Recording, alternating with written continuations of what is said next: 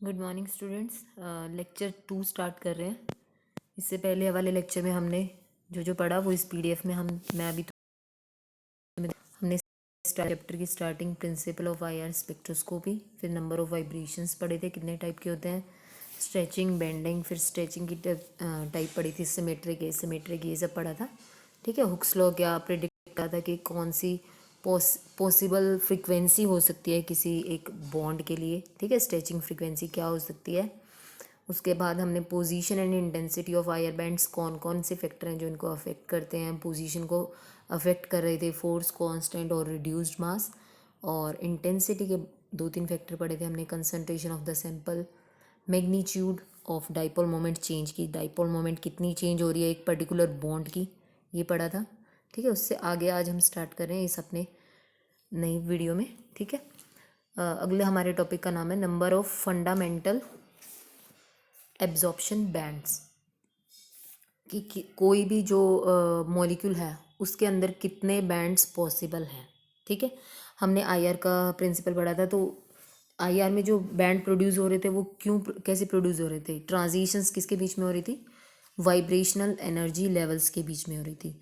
तो अगर हमें ये पता चल जाए कि किसी भी मॉलिक्यूल में वाइब्रेशनल मोड्स कितने हैं, जैसे ट्रांसलेशन, तुम अगर नॉन मेडिकल के स्टूडेंट हो तो तुम्हें पता ही होगा, कोई भी मॉलिक्यूल है उसके 3 modes of vibrations motion possible है।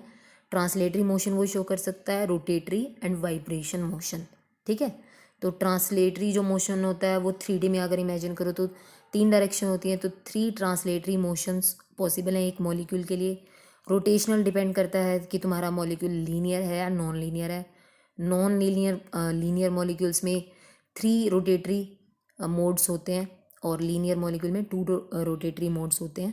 ठीक है, ये जो बात कर रही हूँ अभी एकदम से अगर मेडिकल वालों को नहीं भी समझ में आए तो तुम पढ़ के ईजिली समझ में आएगा। मैं ये पीडीएफ भेज दूँगी और तुम्हें ऐसा नहीं है कि नहीं समझ में आएगा। ठीक है, तो जो बच जाते हैं का मतलब क्या है, किसी भी मॉलिक्यूल में कितने डिग्रीज ऑफ फ्रीडम होते हैं, वो होते हैं 3n डिग्रीज ऑफ फ्रीडम, अगर उसमें n एटम्स हैं तो। ठीक है, ये हमने पढ़ा हुआ है फिजिक्स में। ठीक है, केमिस्ट्री में भी पहले तो कभी पढ़ाई होगा। ये डिग्री ऑफ फ्रीडम का जो टॉपिक होता है वो हम +1 से पढ़ने लग जाते हैं कि डिग्री ऑफ फ्रीडम क्या होते हैं। ठीक है, तो अगर कोई किसी मॉलिक्यूल में n एटम्स हैं तो उसके पास 3n डिग्रीज ऑफ फ्रीडम होते हैं। यही डिग्रीज ऑफ फ्रीडम वर्ड जो है वो यही तो बता रहा है कि किसी मॉलिक्यूल में एटम्स हैं तो वो कितने टाइप के मोशंस शो कर सकता है, उसमें कौन कौन से मोड्स ऑफ मोशन है, ट्रांसलेटरी मोशन कितना किस तरह से शो कर सकता है, रोटेटरी एंड वाइब्रेशनल। ठीक है, तो हमारा जो मेन पॉइंट है वो है वाइब्रेशनल कंसिडर करना। ठीक है, कि किसी भी मॉलिक्यूल के अंदर total number of vibrational modes कितने हैं। तो उसमें सबसे पहले इन्होंने कंसिडर किया है non linear molecules. Non linear यानी कि वो एक लाइन में मॉलिक्यूल प्रेजेंट नहीं है, वो 3D में प्रेजेंट है, एक तरह से तुम समझ लो। ठीक है, तो कोई भी एक मॉलिक्यूल होता है अगर उसके पास n एटम्स हैं तो वो उसके पास 3n डिग्रीज ऑफ फ्रीडम होते हैं, ये हमें पता है। ठीक है, ट्रांसलेटरी मोड्स उसके 3 होते हैं, ट्रांसलेशनल मोड्स 3, रोटेशनल मोड्स होते हैं अगर मॉलिक्यूल नॉन लीनियर है तो उसके बाद अगर इन 3 + 3 6 को माइनस कर देते हैं 3n में से, तो जो बच गए हैं 3n - 6 वो ही हमारे क्या है, फंडामेंटल वाइब्रेशनल मोड्स जो एक नॉन लीनियर मॉलिक्यूल शो कर सकता है। ठीक है, इतने वाइब्रेशनल वो शो कर सकता है, इतनी इतनी टाइप की वाइब्रेशंस वो शो कर सकता है। तो अगर इतनी टाइप की वाइब्रेशन कर सकता है तो इसका मतलब वो इतने बैंड भी दे सकता है। यही पढ़ा है ना हमने, वाइब्रेशनल एनर्जी लेवल्स के बीच में होने वाले ट्रांजिशंस ही आईआर बैंड देते हैं, ये हमारा बेसिक प्रिंसिपल है। तो किसी एक नॉन लीनियर मॉलिक्यूल के अंदर कितने आईआर बैंड्स प्रोड्यूस होंगे ये हमने उसके वाइब्रेशनल मोड से पता कर लिया, यानी कि कितने वो, मतलब ये तो कैलकुलेटेड वैल्यू है। एग्जैक्ट कितना होता है एक्सपेरिमेंटली वो तो हम किसी भी एक कंपाउंड का या मॉलिक्यूल का जब आईआर स्पेक्ट्रा लेते हैं वो तो हमें एक्चुअल तभी पता चल पाता है। ठीक है, वो भी ये आगे समझाएगा कि लेस शो करते हैं क्यों, क्या करते हैं, इस तरह से। ठीक है, अब यहाँ पर इन्होंने 3n - 6 जो फॉर्मूला बना दिया है एक नॉन लीनियर मॉलिक्यूल के, ये तुम्हें लर्न करना है। अगर किसी भी मॉलिक्यूल का प्रिडिक्ट करना आ जाए कि कोई मॉलिक्यूल है वो एक नॉन लीनियर मॉलिक्यूल है तो उसके अंदर कितने फंडामेंटल वाइब्रेशनल मोड्स हैं, जैसे यहाँ पर इन्होंने बेंजीन का निकाल कर दिखाया है। बेंजीन में टोटल 12 एटम्स हैं तो 3n, n की जगह यहाँ पर 12 पुट कर दिया तो 30 आ रहा है। ठीक है, इसका मतलब 30 पॉसिबल बैंड्स हैं, पॉसिबल है ये, ऐसा नहीं है कि ये देगा ही, इसका मतलब ये नहीं है कि इसके स्पेक्ट्रा में 30 बैंड्स आ ही जाएंगे, उसके बहुत सारे रीज़न होते हैं जो इन्होंने नीचे पॉइंट्स वाइज लिखे भी हैं, हम बाद में डिस्कस करेंगे। लीनियर मॉलिक्यूल्स में देखो, लीनियर मॉलिक्यूल्स में भी वही एन एटम्स है मॉलिक्यूल में अगर, तो 3n उसके फंडामेंटल क्या हो जाएंगे, डिग्रीज ऑफ फ्रीडम हो जाएंगे, तो उसमें से 3 translational and 2 rotational degrees of freedom अगर हम घटा दें तो क्या आ जाएगा, 3n-5 बच जाएंगे, वो हमारे क्या होंगे, fundamental vibrational modes possible in a linear molecule, ठीक है, 3n-5। अब यहाँ पर इन्होंने एग्जाम्पल लेके दिखाया है कार्बन डाइऑक्साइड का। कार्बन डाइऑक्साइड एक लीनियर मॉलिक्यूल है, इसमें कितने एटम हैं, 3, ठीक है ना, कार्बन 1 कार्बन एंड 2 ऑक्सीजन, ठीक है, तो 3 × 3-5, 9-5 यानी कि 4।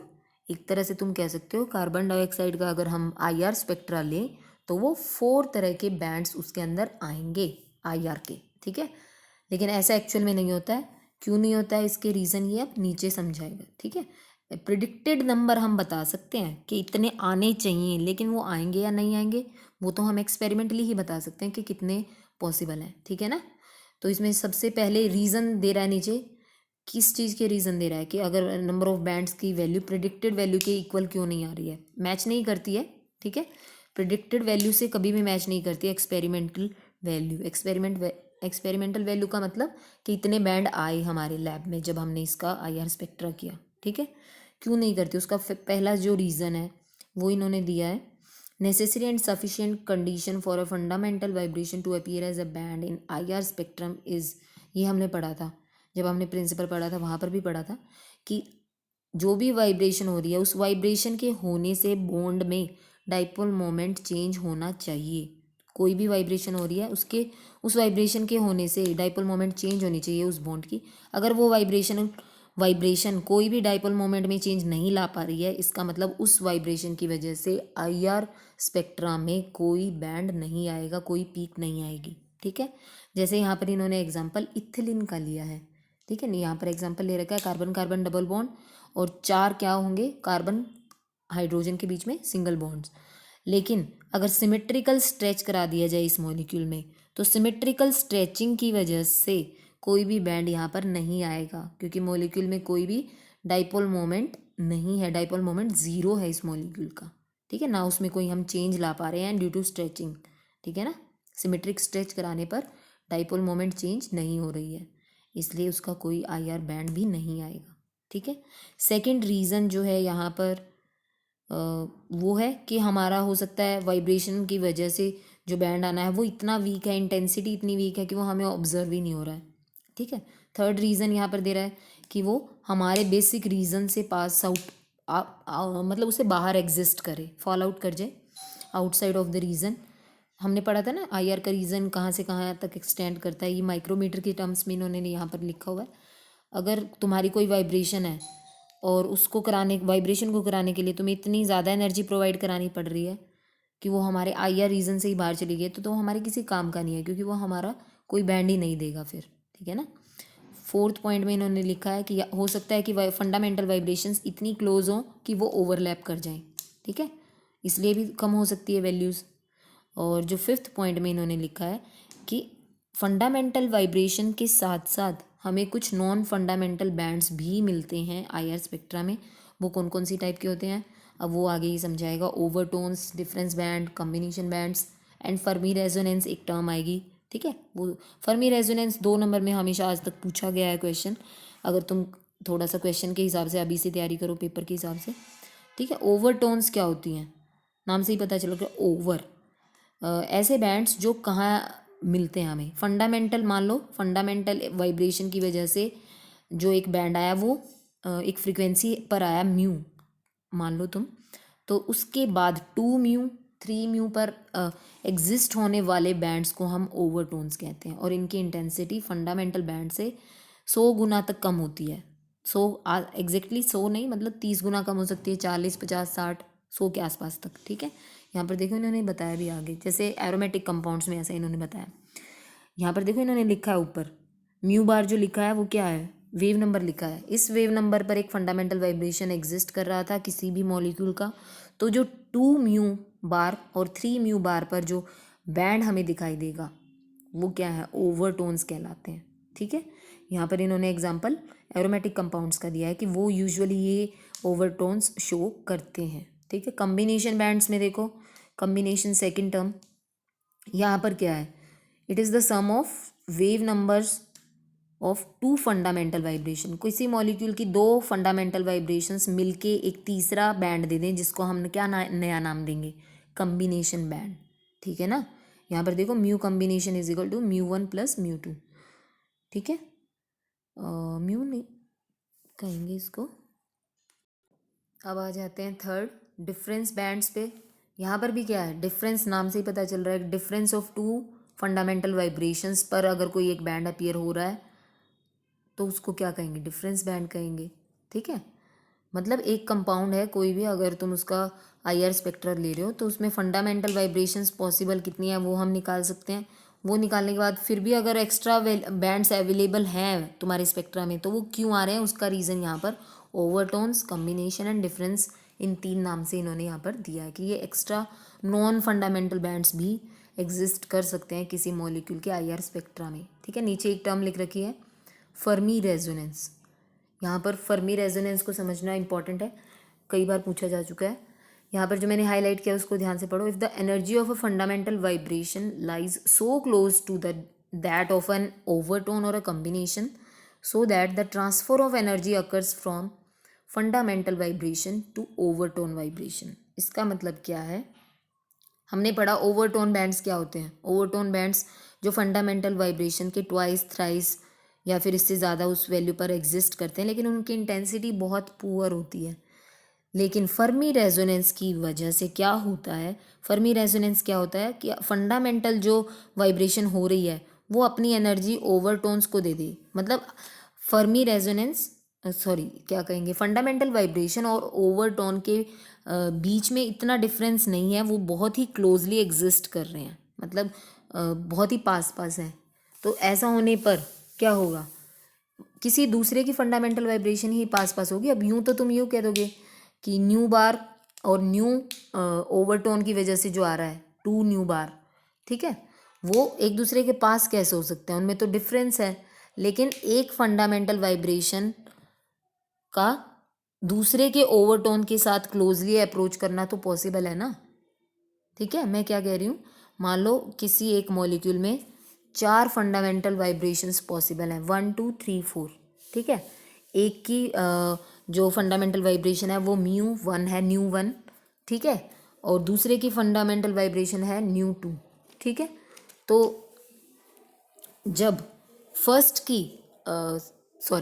फंडामेंटल वाइब्रेशन, सेकंड की फंडामेंटल वाइब्रेशन फर्स्ट के ओवरटोन से अगर मैच कर जाए तो फर्मी रेजोनेंस पॉसिबल है। इसका मतलब ये है कि ओवरटोन किसी दूसरे का होगा, उसका खुद का नहीं होगा, ऐसा तो हो ही नहीं सकता।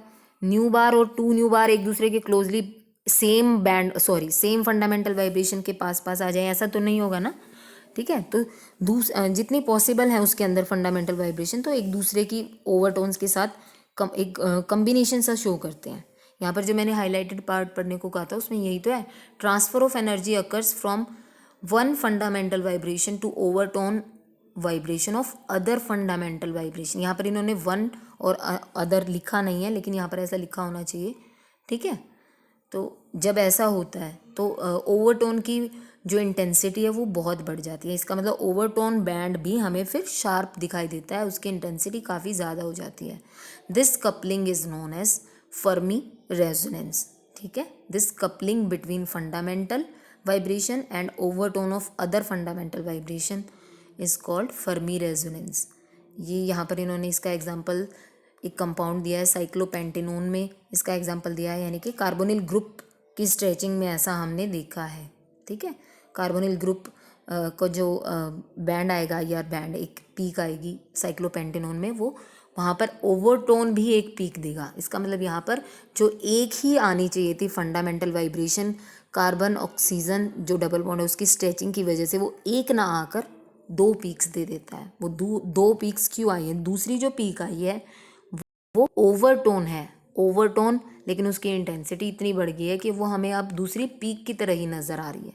ठीक है ना। फर्मी रेजोनेंस का मतलब ये होता है, फर्मी रेजोनेंस समझ आया कि मतलब ओवरटोन की इंटेंसिटी इतनी बढ़ जाना कि वो भी हमें एक पीक की तरह दिखाई दे। अदरवाइज ओवरटोन्स की इंटेंसिटी अभी अभी हमने पढ़ा था 100 से 100 टाइम्स लेस होती है, ठीक है ना। लेकिन फर्मी रेजोनेंस की वजह से कई बार ओवरटोन्स की इंटेंसिटी काफ़ी बढ़ जाती है, तो वो हमें एक फंडामेंटल जैसा ही लगता है। उस ओवरटोन की वजह से होने वाली जो बैंड पीक है वो हमें फंडामेंटल जैसी लगती है, ठीक है। अब यहाँ पर सिलेक्शन रूल्स करके दोबारा हेडिंग डाल दिया है, हमने पढ़ा था ये सब, लेकिन फिर से यहाँ पर थोड़ा सा फिर से एक्सप्लेन कर दिया अलग से एक टॉपिक बनाकर। सिलेक्शन रूल्स वही हैं जो हमने आईआर के प्रिंसिपल में पढ़ा था। यहाँ पर इस पैराग्राफ में फिर से थोड़ा सा समझा रहा है कि आईआर का प्रिंसिपल क्या था, वही सब फिर से समझा रहा है। जैसे वर्ड टू वर्ड अगर पढ़ूँ कि when a polar covalent bond undergoes a stretching और बेंडिंग वाइब्रेशन, कोई एक पोलर, हर एक में ही जो भी हम मॉलिक्यूल्स पढ़ रहे हैं उनमें कोवेलेंट बॉन्ड है। पोलर पढ़ जो वर्ड लिखा है ना इसमें, वो पोलर इसीलिए लिखा है क्योंकि अगर पोलर नहीं लिखता तो वो मॉलिक्यूल फिर आईआर इनेक्टिव हो जाता ना। अगर कोई तुम्हारा नॉन पोलर ही है कोवेलेंट बॉन्ड, उसमें पोलराइजेशन ही नहीं है, तो वो डाइपोल मोमेंट भी शो नहीं करेगा कभी भी, ठीक है ना। तो पोलर कोवेलेंट बॉन्ड जब स्ट्रेचिंग या बेंडिंग वाइब्रेशन शो करता है तो वो एक ऑसिलेटिंग डाइपोल मोमेंट बन जाता है। वाइब्रेशन शो करने पर वो एक ऑसिलेटिंग डाइपोल मोमेंट बन जाता है, और ये ऑसिलेटिंग डाइपोल मोमेंट इंटरेक्ट करता है किसके साथ, electric field vector of IR radiations, and this leads to the absorption of IR radiations, और इस तरह से हमें एक पीक मिलती है। ये वही लैंग्वेज फिर से लिखी हुई है जो हमने आईआर के प्रिंसिपल में पढ़ी। फिर से वहाँ ना समझ आए तो यहाँ और भी क्लियर लिखा हुआ है, ठीक है। तो नीचे फिर से सिलेक्शन रूल वही है, कोई भी ट्रांजिशन तभी, कोई भी वाइब्रेशन तभी आईआर स्पेक्ट्रा देगी जब वो उस वाइब्रेशन की वजह से बॉन्ड में डाइपोल मोमेंट चेंज हो रहा हो, ठीक है ना। अब यहाँ पर इसने थोड़े से नए वर्ड इंक्लूड कर दिए हैं। यहाँ पर तुम ये रमन एक्टिव, इंफ्रारेड इनएक्टिव, ये इस सब में कंफ्यूज मत होना। रमन अलग स्पेक्ट्रा होता है, उसको तुम फिर कभी पढ़ोगे 5th सेम में भी, ठीक है। तो रमन को छोड़ देना, यहाँ पर अपने आईआर पे कंसंट्रेट करके चलना। यहाँ पर जो दो टर्म इन्होंने नई कॉइन कर दी है यहाँ पर, वो है सेंट्रो एंड नॉन सेंट्रोसिमेट्रिक, ठीक है। सेंट्रोस मतलब कोई एक मॉलिक्यूल जिसमें सेंटर ऑफ सिमेट्री है, तो उन मॉलिक्यूल में स्ट्रेचिंग वाइब्रेशंस होंगी। तो अगर उसमें सेंटर ऑफ सिमेट्री है तो वो इक्वली स्ट्रेच करेंगे अगर सिमेट्रिक स्ट्रेच करेंगे, ठीक है ना। जैसे यहाँ पर एग्जाम्पल भी लेगा तो एग्जाम्पल से इजीली समझ आएगा, लेकिन मैं पहले थोड़ा सा बता देती हूँ। सेंटर ऑफ सिमेट्री है अगर किसी मॉलिक्यूल में, तो अगर उस मॉलिक्यूल को हम स्ट्रेच करते हैं इक्वल अमाउंट में दोनों तरफ, यानी कि सिमेट्रिक स्ट्रेच करते हैं, तो उसके अंदर डाइपोल मोमेंट प्रेजेंट नहीं होगा, डाइपोल मोमेंट चेंज भी नहीं होगा, ठीक है। और डाइपोल मोमेंट चेंज नहीं कॉज हुआ वाइब्रेशन के होने पर, तो वो कोई आईआर बैंड भी नहीं देगा। उस मॉलिक्यूल को हम कहेंगे वो आईआर इनएक्टिव है, ठीक है। या फिर ये कहेंगे कि वो वाइब्रेशन, वो स्ट्रेचिंग आईआर इनएक्टिव है। जैसे यहाँ पर इन्होंने नीचे देखो कार्बन डाइऑक्साइड का एग्जाम्पल लिया है, 4 तरह की स्ट्रेचिंग या बेंडिंग पॉसिबल है। यहाँ पर देखो ABCD करके इन्होंने लिखा है। सबसे पहला जो लिखा है वो है सिमेट्रिक स्ट्रेच, इक्वल अमाउंट में दोनों तरफ सिमेट्रिक स्ट्रेच कर दिया जाए, ठीक है। या फिर दूसरे में लिखा है B पॉइंट में एसिमेट्रिक स्ट्रेच, ठीक है। फिर तीसरे में बेंडिंग दिखाया है, ठीक है। इनवर्ड बेंडिंग कर सकते हैं, आउटवर्ड बेंडिंग, इस तरह से करके दिखाया है, ठीक है। तो पहले में देखो सिमेट्रिक स्ट्रेच अगर करेंगे तो कोई डाइपोल मोमेंट यहाँ पर प्रोड्यूस नहीं हो रही है इस स्ट्रेचिंग को करने से, ठीक है। तो सिमेट्रिक स्ट्रेचिंग में मैं बात कर रही थी, यहाँ पर कोई डाइपोल मोमेंट चेंज नहीं होगा, इस वजह से ये क्या हो जाएगी, सिमेट्रिक स्ट्रेचिंग की वजह से जो वाइब्रेशन है वो आईआर इनएक्टिव रहेगी, ठीक है। दूसरे में जो है एसिमेट्रिक स्ट्रेच, यानी कि एक बॉन्ड को उन्होंने कंप्रेस कर दिया, दूसरे को उन्होंने इलोंगेट कर दिया, बढ़ा दिया उसकी बॉन्ड लेंथ, ठीक है। तो ऐसा करने पर कुछ यहाँ पर डाइपोल मोमेंट चेंज आएगा, एक दूसरे को ये कैंसिल आउट नहीं करेंगे दोनों बॉन्ड डाइपोल मोमेंट, ठीक है। कैंसिल आउट नहीं करेंगे तो कुछ ना कुछ यहाँ पर डाइपोल मोमेंट होगी, ओवरऑल चेंज आया ना। पहले अगर सिमेट्रिक स्ट्रेच करे थे तो डाइपोल मोमेंट 0 थी उस मॉलिक्यूल की, लेकिन यहाँ पर कुछ ना कुछ उसकी वैल्यू है, ठीक है। इस टाइम पर ये आईआर एक्टिव कहलाएगा, ठीक है। तो पहले सिमेट्रिक स्ट्रेच की वजह से कोई आईआर बैंड नहीं मिलेगा, सेकंड में हमें एक मिलेगा जिसकी इन्होंने वैल्यू भी लिखी है 2350 सेंटीमीटर इनवर्स, ठीक है। उसके बाद देखो bending vibrations in inward and outward इन्होंने यहाँ पर करके दिखाया। तो इसमें एक और इंटरेस्टिंग पॉइंट ये हो गया कि ये जो इनवर्ड और आउटवर्ड करके दिखाया ना इन्होंने, ये दोनों बेंडिंग वाइब्रेशंस बिल्कुल सिमिलर है, आइडेंटिकल हैं। आइडेंटिकल होने से इन दोनों में हमें same amount of energy required होगी, दोनों में ये वाली बेंडिंग वाइब्रेशंस कराने के लिए। तो सेम अमाउंट ऑफ एनर्जी चाहिए, तो पीक भी इन दोनों की एक ही आएगी, इसीलिए यहाँ पर नीचे एक ही वैल्यू लिखी हुई है। ठीक है, अगर दोनों इनवर्ड और आउटवर्ड वाइब्रेशन करवाने में अलग अलग अमाउंट ऑफ एनर्जी रिक्वायर्ड होती तो हमें यहाँ पर दो बेंडिंग वाइब्रेशंस की वजह से दो बैंड आते। लेकिन यहाँ पर क्योंकि एक स्पेशल केस है, ये मॉलिक्यूल सिमेट्रिकल है, इस केस में इनवर्ड और आउटवर्ड बेंडिंग जो ये मॉलिक्यूल शो कर रहा है वो डीजेनरेट बैंड देगा, यानी कि इन दोनों की वजह से सिर्फ एक ही पीक आएगी और उसकी वैल्यू यहाँ पर इन्होंने लिखी है 667 सेंटीमीटर इनवर्स। ठीक है, यही सब यहाँ पर आगे इन्होंने एक्सप्लेन किया है। ठीक है, डीजेनरेट होती हैं कौन सी वाइब्रेशन, वो भी इन्होंने यहीं पर समझा रखा है। ठीक है, अब हम अपना नेक्स्ट टॉपिक स्टार्ट करें, फैक्टर्स अफेक्टिंग वाइब्रेशनल फ्रीक्वेंसीज। किसी भी मॉलिक्यूल के अंदर वाइब्रेशनल फ्रीक्वेंसी को अफेक्ट करने वाले क्या क्या फैक्टर पॉसिबल हैं। ठीक है, अप्रॉक्सीमेट सा अंदाज़ा, जैसे इन्होंने पहले पैराग्राफ में यहाँ पर ये समझाया कि approximate frequency of any bond can be calculated with the help of Hooke's law. Hooke's law को अप्लाई करेंगे और हम एक अप्रॉक्सीमेट सा अंदाज़ा किसी भी बॉन्ड के लिए लगा सकते हैं कि इस बॉन्ड की वजह से प्रोड्यूस होने वाली आईआर पीक यहाँ पर आएगी, इतने सेंटीमीटर इनवर्स पर आएगी। ये हम कहाँ से कैलकुलेट कर सकते हैं? हुक्स लॉ से। लेकिन वो एग्जैक्ट सेम नहीं रहती है, उसको कुछ ना कुछ अफेक्ट करते हैं फैक्टर्स। वो कौन कौन से फैक्टर्स होते हैं, तो वही हम अपने नेक्स्ट टॉपिक में पढ़ रहे हैं। वाइब्रेशनल कपलिंग है फर्स्ट फैक्टर, वाइब्रेशनल कपलिंग। ये उन्हीं मॉलिक्यूल्स में देखेंगे जहाँ सिमेट्रिक या एसिमेट्रिक स्ट्रेचिंग की हम बात करेंगे। ठीक है, सिमेट्रिक एसिमेट्रिक स्ट्रेचिंग जहाँ पर बात करेंगे वहीं पर वाइब्रेशनल कपलिंग पॉसिबल है। बेंडिंग का यहाँ पर कोई जिक्र नहीं होगा। ठीक है, तो यहाँ पर देखो सबसे पहले क्या लिखा है, किसी एक मॉलिक्यूल में, अगर ऐसा तो कोई मॉलिक्यूल वैसे एग्जिस्ट नहीं करता है जिसमें कार्बन हाइड्रोजन बॉन्ड सिंगल ही प्रेजेंट है, लेकिन इन्होंने एक बार समझाने के लिए तुम्हें मान लिया है कि an isolated carbon hydrogen single bond has only one stretching frequency, उसकी एक ही स्ट्रेचिंग फ्रीक्वेंसी होगी। लेकिन अब ये सिंगल फॉर्म में तो कभी प्रेजेंट नहीं होता। लेकिन मान लो अगर किसी मॉलिक्यूल में CH2 ग्रुप प्रेजेंट है तो वहाँ पर दो CH स्ट्रेचिंग वाइब्रेशंस पॉसिबल होंगी। ठीक है, तो दो स्ट्रेचिंग वाइब्रेशंस पॉसिबल है, तो वो दोनों एक दूसरे के साथ कपल्ड हैं। कपल्ड का मतलब वो एक दूसरे पर डिपेंडेंट है कि वो दोनों सिमेट्रिक हैं या एसिमेट्रिक हैं। तो कहीं पर भी अगर हम बात करें किसी एक बॉन्ड की वजह से, तो वो डिपेंड करता है उसके एनवायरनमेंट पर भी कि वो कपल तो नहीं कर रहा है दूसरी वाइब्रेशन के साथ। जैसे यहाँ पर देखो CH2 ग्रुप की बात कर रहा है कि अगर इसका IR बैंड लें तो यहाँ पर CH की वजह से दो वाइब्रेशंस पॉसिबल हैं, सिमेट्रिक एंड एसिमेट्रिक। यहाँ पर जैसे इन्होंने डायग्राम में तो फिर और भी कॉम्प्लेक्स ले लिया है। यहाँ पर 3CH सिंगल बॉन्ड्स हैं, 3CH सिंगल बॉन्ड्स हैं, तो तीनों डिपेंड करेंगे। यहाँ पर भी सिमेट्रिक स्ट्रेच कराया है या एसिमेट्रिक स्ट्रेच कराया है। अगर सिमेट्रिक स्ट्रेच कराएगा तो अलग वैल्यू आएगी, एसिमेट्रिक स्ट्रेच कराएगा तो अलग वैल्यू आएगी। तो ये यहाँ पर इसको कहेंगे वाइब्रेशनल कपलिंग, यानी कपलिंग का मतलब ये एक दूसरे पर डिपेंड करेंगे इनकी वैल्यूज़। ठीक है, इसी को ध्यान में रखते हुए अब नीचे बहुत सारे एग्जाम्पल दे के दिखा रहा है। जैसे इसमें देखो नीचे टेबल जैसा सा बना रखा है, उसमें सबसे पहला जो फंक्शनल ग्रुप इसने डिस्कस किया है वो है NH2 ग्रुप। NH2 ग्रुप में देखो दो क्या है, सिंगल बॉन्ड है नाइट्रोजन और हाइड्रोजन के बीच में। अब या तो वो सिमेट्रिकली स्ट्रेच कर सकते हैं या एसिमेट्रिक स्ट्रेच कर सकते हैं। अब इन्होंने पहले एसिमेट्रिक क्यों लिखा, क्योंकि एसिमेट्रिक स्ट्रेचिंग में हमें ज़्यादा अमाउंट ऑफ एनर्जी रिक्वायर्ड होती है, इसलिए वैल्यू याद करना थोड़ा ईजी हो जाएगा। इसलिए यहाँ पर देखो नीचे इन्होंने वैल्यू भी लिख के दिखाई है। ये जो है 3400 के आसपास जो आ रही है वो एसिमेट्रिक स्ट्रेच आ रहा है, और 3300 के आसपास जो है वो NH2 ग्रुप का सिमेट्रिक स्ट्रेच की वैल्यूज़ आ रही हैं। ठीक है ना। इसी तरह नीचे वाले एग्जांपल में देखो एनहाइड्राइड के केस में, इस वाले केस में देखो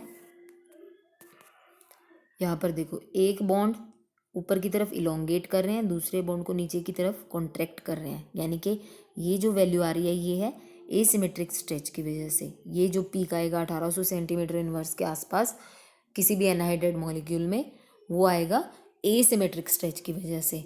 और किसी भी एनहाइड्राइड में अगर 1760 के आसपास कोई पीक आ रही है तो इसका मतलब वो पीक किसकी वजह से आ रही है, सिमेट्रिक स्ट्रेच की वजह से, क्योंकि दोनों ही बॉन्ड को इन्होंने इलोंगेट किया है। ठीक है ना।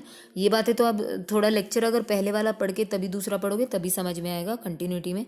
ठीक है। सिमेट्रिक एसिमेट्रिक क्या होता है, बार बार यही वर्ड बोलूँगी। ठीक है, तो थोड़ा ध्यान से पढ़ना।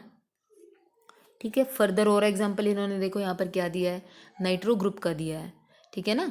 अब नाइट्रो ग्रुप तुम कहोगे इसमें तो क्या होता है, एक ऑक्सीजन की तरफ डबल बॉन्ड होता है, एक तरफ डेटिव बॉन्ड होता है, ऐसा क्यों नहीं शो किया इन्होंने, क्योंकि वो रेजोनेंस भी तो शो करते हैं ना, तो इक्वल जैसे बॉन्ड बना लेते हैं। ठीक है ना। जैसे नीचे कार्बोक्सिलेट आयन में भी वही किया है इन्होंने, दोनों बॉन्ड्स को इक्विवेलेंट दिखाने के लिए देखो डॉटेड फॉर्म में दिखाया है। ठीक है ना। तो मतलब इनकी तरफ से तो दोनों ही बॉन्ड इक्विवेलेंट हैं, तभी ये सिमेट्रिक और एसिमेट्रिक की बात कर रहा है, एक दूसरे को ये अफेक्ट भी कर रहे हैं, इक्विवेलेंट हैं तभी अफेक्ट कर रहे हैं। अगर ऐसा हो कि हम एक तरफ तो कार्बन का डबल बॉन्ड ले लें और एक तरफ कार्बन ऑक्सीजन का सिंगल बॉन्ड ले लें, तब हम इनको वाइब्रेशनल कपलिंग नहीं कह पाते। अगर किसी मॉलिक्यूल में कार्बन ऑक्सीजन डबल बॉन्ड, मैं ये कहना चाहती हूँ, देखो यहाँ पर देखो ये दोनों बॉन्ड जो कार्बन ऑक्सीजन डबल बॉन्ड था और कार्बन ऑक्सीजन सिंगल बॉन्ड था, अगर किसी मॉलिक्यूल में रेजोनेंस पॉसिबल नहीं होती तो ये स्ट्रेचिंग एक दूसरे को वाइब्रेशनल कपलिंग नहीं कर पाते, सिमेट्रिक और एसिमेट्रिक की बात ही नहीं रहती। लेकिन क्योंकि ये एक स्पेशल मॉलिक्यूल है, कौन सा मॉलिक्यूल है, कार्बोक्सिलेट आयन है, तो यहाँ पर क्या होता है, रेजोनेंस की वजह से ये दोनों इस तरह से एग्जिस्ट ही नहीं करते। ये किस तरह से एग्जिस्ट करते हैं, कार्बन ऑक्सीजन सिंगल बॉन्ड और इस तरह से डॉटेड दिखाते हैं। ठीक है ना। तो ये इक्विवेलेंट हैं तभी एक दूसरे को अफेक्ट कर रहे हैं, वाइब्रेशनल कपलिंग शो कर रहे हैं। ठीक है। इसके बाद जो अगला फैक्टर है अफेक्ट कर रहा है जो हमारी वाइब्रेशनल फ्रीक्वेंसीज को, वो है हमारा हाइड्रोजन बॉन्डिंग। बहुत ही इंपॉर्टेंट, ये भी बार बार क्वेश्चन पूछ लिया जाता है। ठीक है। तो अब हम स्टार्ट करें हाइड्रोजन बॉन्डिंग का टॉपिक। ठीक है। इसमें देखो सबसे पहले हाइड्रोजन बॉन्डिंग कहाँ कहाँ पॉसिबल है ये तुम्हें पता होना चाहिए। कौन कौन से बॉन्ड हाइड्रोजन बॉन्डिंग शो कर सकते हैं, OH शो करता है, NH, एल्कोहल्स में, फिनॉल्स में, कार्बोक्सिलिक एसिड, अमीन्स। ठीक है। तो इन्हीं मॉलिक्यूल्स के IR स्पेक्ट्रा में हमें हाइड्रोजन बॉन्डिंग का इफेक्ट भी दिखाई देगा। ठीक है। तो अब यहाँ पर देखो हाइड्रोजन बॉन्डिंग का इफेक्ट कहाँ से स्टार्ट होता है। देखो सबसे पहले इन्होंने यहाँ पर एक डायग्राम जैसा सा बना के दिखाया है, पोलराइजेशन जो करके दिखा रखा है कि हाइड्रोजन के ऊपर स्लाइटली नेगेटिव चार्ज होता है और हाइड्रोजन के ऊपर स्लाइटली पॉजिटिव चार्ज। अब हाइड्रोजन बॉन्डिंग की वजह से जो OH बॉन्ड है वो स्ट्रॉन्ग हो रहा है या वीक हो रहा है, तुम्हें ये पता होना चाहिए, तभी तुम ये बता पाओगे कि कोई भी हाइड्रोजन बॉन्डिंग का क्या इफेक्ट हुआ है स्ट्रेचिंग फ्रीक्वेंसी पर। अब तुम्हें यहाँ से क्लियरली विजिबल होगा, अगर हाइड्रोजन बॉन्डिंग नहीं होती तो इस अल्कोहल के OH बॉन्ड में ज़्यादा स्ट्रेंथ होती, वो ज़्यादा स्ट्रॉन्ग बॉन्ड होता। ठीक है। लेकिन जैसे ही वो हाइड्रोजन बॉन्डिंग शो करता है मॉलिक्यूल, तो वो बॉन्ड क्या होता है, उस बॉन्ड की बॉन्ड लेंथ इंक्रीज हो जाती है, यानी कि बॉन्ड वीक हो गया है। जैसे ही बॉन्ड उसकी फोर्स कांस्टेंट की वैल्यू कम है, फोर्स कांस्टेंट की वैल्यू कम है, इसका मतलब फ्रीक्वेंसी भी कम है। ठीक है ना। फ्रीक्वेंसी लोअर में वेव नंबर्स की तरफ शिफ्ट कर जाती है। ये मतलब एक तरह से तुम ये कह लो हाइड्रोजन बॉन्डिंग का बेसिक इफेक्ट तो यही होता है कि वो किसी भी हाइड्रोजन बॉन्डिंग की वजह से यूजुअली क्या होगा, बॉन्ड वीक होगा तो फोर्स कांस्टेंट की वैल्यू डिक्रीज हो जाएगी तो वेव नंबर की वैल्यू भी कम आएगी। ठीक है ना। अब इसमें देखो नीचे क्या कह रहा है, generalisation about effect of hydrogen bonding. अब यहाँ पे कुछ जनरलाइजेशन कर रखी हैं। ये जनरलाइजेशन कैसे की गई हैं, थ्रू एक्सपेरिमेंटल की गई हैं कि ऐसा देखा गया है, ऐसा नहीं कि अपने आप लिख दी हैं या फिर ये एजम्पशंस हैं, एजम्पशंस नहीं है। इन्होंने देखो इम्पॉर्टेंट जर्नलाइजेशन वर्ड यूज़ किया है, यानी कि ऐसा एक्सपेरिमेंटली इन्होंने देखा है तो उनको अब जनरलाइज फॉर्म में इन्होंने नीचे लिख दिया है। क्या क्या लिखा है देखो, first, stronger the hydrogen bond greater is the downward shift in absorption frequency. कोई भी एटम अगर जितना भी ज़्यादा स्ट्रॉन्ग हाइड्रोजन बॉन्ड बनाएगा उतना ही वो उस बॉन्ड की जो स्ट्रेचिंग फ्रीक्वेंसी है वो डाउनवर्ड शिफ्ट कर जाएगी, यानी कि उतनी ही हमें कम एनर्जी लगानी पड़ेगी उस बैंड में वो वाइब्रेशन कराने में। ठीक है ना। दूसरा point, intermolecular and intramolecular hydrogen bonding को अब अगले 3-4 पॉइंट में ये कंपेयर करेगा। ठीक है। इंटरमॉलिक्यूलर क्या होती है, मॉलिक्यूल्स के बीच में, और इंट्रा मतलब सेम सिंगल मॉलिक्यूल के अंदर जब हाइड्रोजन बॉन्डिंग प्रेजेंट होती है। ठीक है।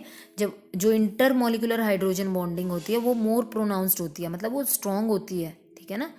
अब इंटरमॉलिक्यूलर हाइड्रोजन बॉन्डिंग की वजह से ब्रॉड बैंड्स आते हैं, इंट्रा की वजह से sharp and well defined peaks आती हैं। ठीक है। बैंड्स कह लो, पीक्स कह लो, एक ही बात है, लेकिन वो शार्प आएंगे। ठीक है। उसके बाद थर्ड पॉइंट में इन्होंने कहा है इंटरमॉलिक्यूलर हाइड्रोजन बॉन्डिंग की जो इंटेंसिटी आती है बैंड्स की, इंटरमॉलिक्यूलर हाइड्रोजन बॉन्डिंग की वजह से जो बैंड्स आ रहे हैं उनकी जो इंटेंसिटी है वो डिपेंड करती है कंसंट्रेशन पर। ठीक है ना। अगर कंसंट्रेशन को डिक्रीज कर देते हैं तो इंटेंसिटी क्या हो जाती है, वो भी डिक्रीज कर जाती है। ठीक है ना। Intensity decreases with dilution. यहाँ पर जो ये वर्ड लिखा हुआ है ना, देखो, intensity of intermolecular hydrogen bonding absorption bands decreases with dilution. Decreases with dilution, अगर तुम सॉल्यूशन ले रहे हो, अगर उसकी डाइल्यूशन मतलब उसको डाइल्यूट करते चले जाते हो तो इंटरमॉलिक्यूलर हाइड्रोजन बॉन्डिंग भी कम हो जाएगी ना डाइल्यूशन पर, इस वजह से ऐसा होता है। तो intensity of the band will also decrease. लेकिन इंट्रा में ऐसा कुछ भी नहीं होता है। क्यों नहीं होता है? क्योंकि मॉलिक्यूल में इटसेल्फ हाइड्रोजन बॉन्डिंग थी। तुम चाहे कितना भी डाइल्यूशन कर लो, क्योंकि वो कंसंट्रेशन पर डिपेंड ही नहीं करेगी। क्यों? क्योंकि जो हाइड्रोजन बॉन्डिंग थी वो आपस में मॉलिक्यूल्स में नहीं थी, वो किस में थी? सेम मॉलिक्यूल में थी।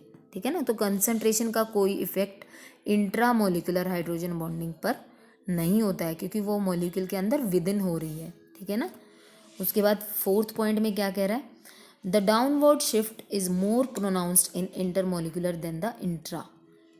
क्यों कहा है ऐसा? ये मैंने पहले ही कहा, इंटरमॉलिक्यूलर जो हाइड्रोजन बॉन्डिंग है वो ज़्यादा प्रोनाउंस्ड होती है। ठीक है ना। तो उसके अंदर जो डाउनवर्ड शिफ्ट आता है हाइड्रोजन बॉन्डिंग की वजह से वो भी ज़्यादा आएगा। ठीक है ना।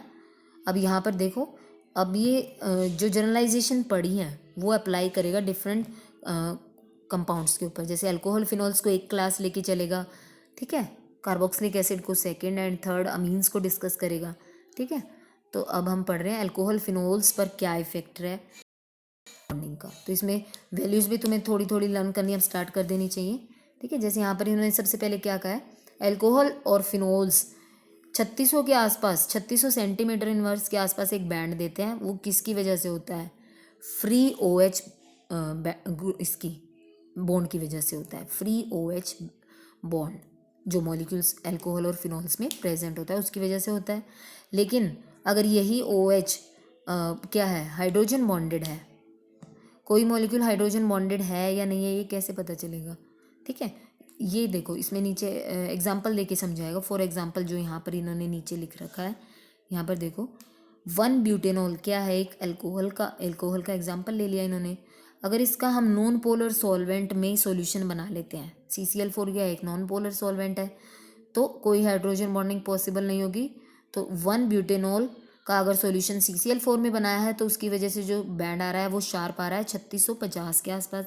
लेकिन अगर तुमने इसी 1-ब्यूटेनॉल का सॉल्यूशन बना लिया किसी पोलर सॉल्वेंट में, मान लो वाटर में ही डिजोल्व कर दिया तुमने, तो उस टाइम पर वो क्या शो कर पाएगा? Hydrogen bonding, intermolecular hydrogen bonding show कर पाएगा। तो उस टाइम पर वो क्या देगा? एक ब्रॉड बैंड देगा, और उसकी जो फ्रीक्वेंसी होगी वो 3600 से काफ़ी कम हो चुकी होगी। किसके आसपास है वो? 3400 के आसपास। ठीक है।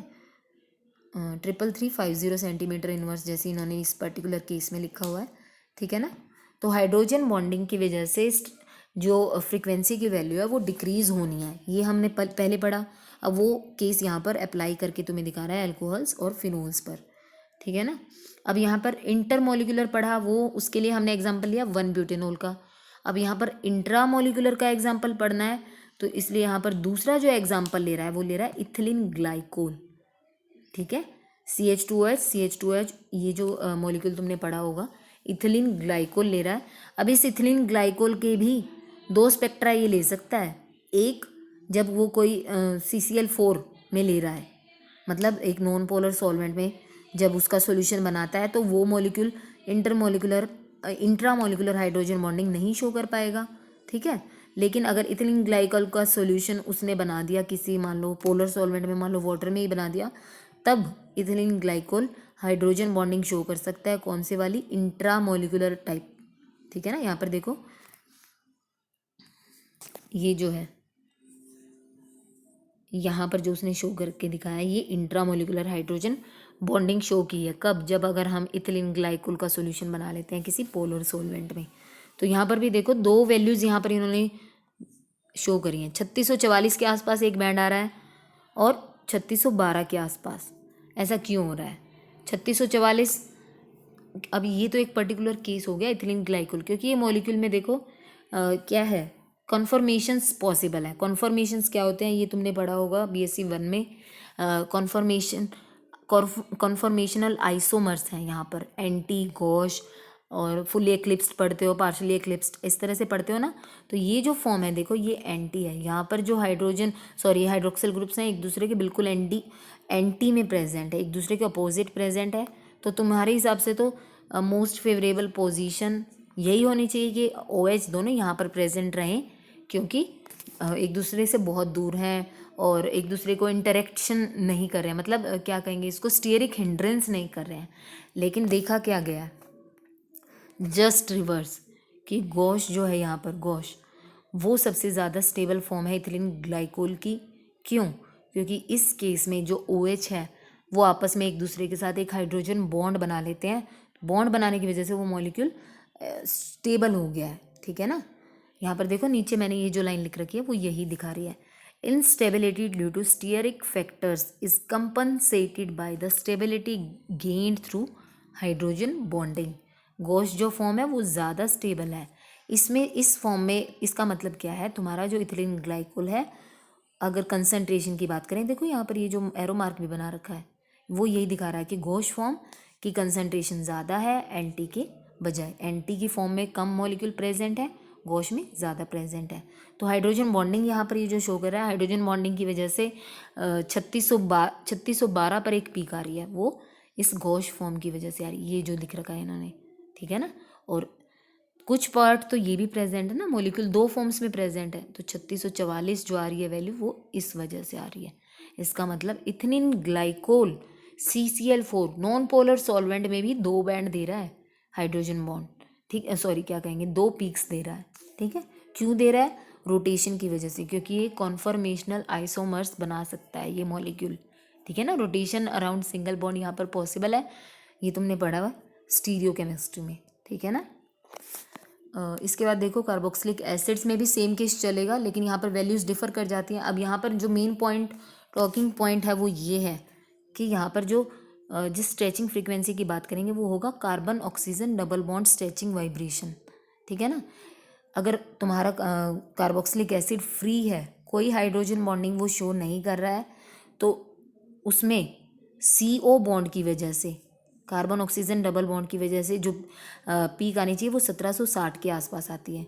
लेकिन अगर कार्बोक्सिलिक एसिड ने तुम्हारे ने डाइमर बना लिया है, जैसे यहाँ पर इन्होंने बना लिया है, ये जो डाइमर बना लेता है हाइड्रोजन बॉन्डिंग की वजह से, तो इस स्ट्रेचिंग फ्रीक्वेंसी क्या हो जाएगी, 1760 से कम आ जाएगी। कितनी आ जाती है? 1710 इन्होंने यहाँ पर लिख कर दिखाया है, ठीक है।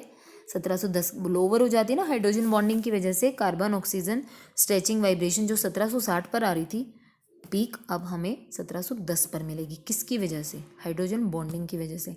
ऐसा ही सिमिलर केस यहाँ पर अमीन्स का है, ये तुम खुद पढ़ लेना भाई, ठीक है। ऐसा कुछ समझाने वाली बात है नहीं इसमें, ठीक है। तो अब हम थर्ड फैक्टर जो हमारी वाइब्रेशंस की वैल्यू को डिफ़र कर रहा था या अफेक्ट कर रहा था, फैक्टर्स अफेक्ट कर रहे थे वाइब्रेशनल फ्रिक्वेंसी को, तो वो क्या था? हमारा तीसरा फैक्टर है इलेक्ट्रॉनिक फैक्टर्स। इलेक्ट्रॉनिक फैक्टर मतलब कोई इफेक्ट, जैसे इंडक्टिव इफेक्ट, रेजोनेंस, ये सब जो हम पढ़ते आए हैं, ठीक है। तो यहाँ पर वही सब डिस्कस किया है। तो उसमें सबसे पहला देखो इंडक्टिव इफेक्ट का नीचे सबसे अच्छा एग्जाम्पल ले रखा है इन्होंने। सबसे पहले देखो फॉर्मेल्डिहाइड ले रखा है, फिर एसिटाल्डिहाइड लिखा हुआ है, फिर एसीटोन लिखा हुआ है। अब यहाँ पर समझने के लिए देखो, यहाँ पर भी हम कौन सी स्ट्रेचिंग वाइब्रेशंस की बात करें, कार्बन ऑक्सीजन डबल बॉन्ड, ये जो बॉन्ड की स्ट्रेचिंग फ्रीक्वेंसी है वो लिखी हुई है ये यहाँ पर। अब तुम्हें अंडरस्टूड हो जाना चाहिए। अब इस मॉलिक्यूल में ऐसा नहीं है कि ये कार्बन हाइड्रोजन सिंगल बॉन्ड की बात कर रहा है, मेंशन करेगा प्रॉपरली कि हम कौन से बॉन्ड की स्ट्रेचिंग फ्रीक्वेंसीज की बात कर रहे हैं। तो यहाँ पर ये जो 1740, 1725, 1715 ये जो वैल्यूज़ लिखी हुई हैं वो इस बॉन्ड की स्ट्रेचिंग फ्रीक्वेंसीज लिखी हुई हैं in all three of them. ठीक है, तो इंडक्टिव इफेक्ट का इफेक्ट क्या है यहाँ पर वो देखो।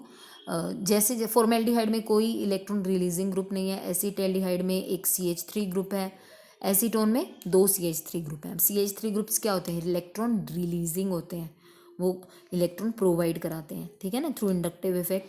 ठीक है, तो हमारा जो कार्बन ऑक्सीजन डबल बॉन्ड है वो किस तरह से पोलराइज्ड मानते हैं हम, कार्बन पर पॉजिटिव चार्ज, ऑक्सीजन पर नेगेटिव चार्ज। अगर हम कार्बन पर इलेक्ट्रॉन रिलीजिंग ग्रुप लगा दें, यहाँ पर मान लो CH3 जैसे इन्होंने यहाँ पर दिखाया है, अगर हम कार्बन पर CH3 ग्रुप लगा रहे हैं तो वो यहाँ पर इसकी इलेक्ट्रॉन डेफिशिएंसी को पूरा कर रहा है, तो अब उसको इस बॉन्ड को अपनी तरफ खींच के रखने की कोई ज़रूरत नहीं है। इसका मतलब वो कम्प्लीटली ट्रांसफ़र होकर यहाँ पर इस तरह से नेगेटिव फॉर्म में प्रेजेंट हो सकता है, क्योंकि यहाँ से जो है वो इलेक्ट्रॉन उसको ईजिली मिल रहे हैं ना थ्रू इंडक्टिव इफेक्ट। तो ये जो डबल बॉन्ड है उसका करेक्टर कैसा होता चला जाता है, सिंगल बॉन्ड करेक्टर एक तरह से आने लगता है उसमें। इसका मतलब बॉन्ड वीक हो गया है, डबल बॉन्ड अब हमारा वीक हो गया है। कब वीक हो गया है, कोई इलेक्ट्रॉन रिलीजिंग ग्रुप लगाने से कार्बन ऑक्सीजन के बीच में जो डबल बॉन्ड है वो वीक हो जाता है। वीक होएगा तो हमारी स्ट्रेचिंग फ्रीक्वेंसी कम नहीं हो जाएगी। इसी वजह से ये जो वैल्यू 1740 थी यहाँ पर, ये जो वैल्यू यहाँ पर 1740 थी, अगले केस में 1725 हो गया और तीसरे केस में बिल्कुल ही 1715 हो गई है। क्यों, क्योंकि यहाँ पर 2 CH3 ग्रुप्स आए, उन्होंने कार्बन पर जो इलेक्ट्रॉन डेफिशिएंसी थी उसको पूरा कर दिया। इसका मतलब कार्बन ऑक्सीजन जो डबल बॉन्ड है वो लंबा हो गया, एक तरह से वीक कह लो, या फिर बॉन्ड लेंथ उसकी इंक्रीज हो गई है। तुम किसी भी लैंग्वेज में समझाओ, समझना तुम्हें है, ठीक है ना। बॉन्ड वीक हो गया है या बॉन्ड की बॉन्ड लेंथ इंक्रीज हो गई है, यहाँ पर जो लिख रखी है वो लैंग्वेज बहुत इजी है, तुम इजीली समझ सकते हो। ठीक है, अब हमारा next page, introduction of electron withdrawing atom अगर हम लगाते हैं तो इसका जस्ट रिवर्स देखने को मिलेगा। अगर कार्बन पर इलेक्ट्रॉन डेफिशिएंसी पहले से ही है, पोलैरिटी ऑफ कार्बोनिल बॉन्ड हमने क्या करा है, पोलैरिटी ऑफ कार्बोनिल बॉन्ड हमने पढ़ी है बार बार। कार्बन पर पॉजिटिव चार्ज होता है स्लाइटली, ऑक्सीजन पर स्लाइटली नेगेटिव चार्ज होता है। और अगर तुम इस कार्बन से और भी ज़्यादा इलेक्ट्रॉन निकालोगे, इस तरफ खींचोगे अपनी तरफ, तो ये डबल बॉन्ड स्ट्रॉन्ग होता चला जाएगा, क्योंकि ऑक्सीजन के इलेक्ट्रॉन अब कार्बन की तरफ पुल्ड ऑफ फॉर्म में रहेंगे, इधर ज़्यादा रहेंगे, ठीक है ना। तो ये डबल बॉन्ड स्ट्रॉन्ग होता जाएगा, इसलिए स्ट्रेचिंग फ्रीक्वेंसी भी बढ़ती जाएगी। कब, अगर हमने इस कार्बन पर कोई इलेक्ट्रॉन विदड्रॉइंग ग्रुप लगा दिया है तो। जैसे उसी का एग्जाम्पल यहाँ पर इन्होंने लिया है, एसीटोन लिया है, ठीक है, फिर क्लोरोएसीटोन, फिर डाइक्लोरोएसीटोन। तो तीनों की वैल्यू में देखो इंक्रीज हो गई ना, just reverse of the previous example, उसका ये बिल्कुल रिवर्स है। ठीक है, तो ये तुम्हें ध्यान से पढ़ना है। थर्ड, एक और इफेक्ट जो यहाँ पर डालता है, इंडक्टिव पढ़ा हमने पिछले पेज पर। इंडक्टिव में भी दोनों तरह से पढ़ा, इलेक्ट्रॉन रिलीजिंग ग्रुप है या इलेक्ट्रॉन डोनेटिंग ग्रुप है। और दूसरा जो इफेक्ट पढ़ रहे हैं हम इलेक्ट्रॉनिक इफेक्ट, वो है रेजोनेंस। ठीक है, कंजुगेशन जब भी आएगी, कंजुगेशन वर्ड हमने पढ़ा है, रेजोनेंस दोनों एक दूसरे मतलब एक दूसरे के लिए हम यूज़ कर सकते हैं। तो किसी भी मॉलिक्यूल में मान लो अगर स्टेट चेन है या कोई बेंजीन से रिलेटेड कंपाउंड है, तो अगर उनमें कंजुगेशन पॉसिबल है तो कंजुगेशन जो है फोर्स कांस्टेंट को कम करती है, यानी कि उस बॉन्ड को थोड़ा सा वीक बनाती है, hence the frequency will decrease. किसी भी बॉन्ड की इन जनरल फॉर्म में बात कर रहे थे हम यहाँ पर, जैसे इन्होंने किस किस की बात की है, carbon oxygen double bond and carbon carbon stretching, carbon carbon double bond. जैसे ही हम बेंजीन रिंग की बात करेंगे तो वहाँ पर तो हमारा क्या होता है, कार्बन कार्बन डबल बॉन्ड की बात करते हैं। यहाँ पर देखो इन्होंने पहले एग्जाम्पल में कार्बन ऑक्सीजन डबल बॉन्ड की वीकनेस को शो किया है थ्रू रेजोनेंस।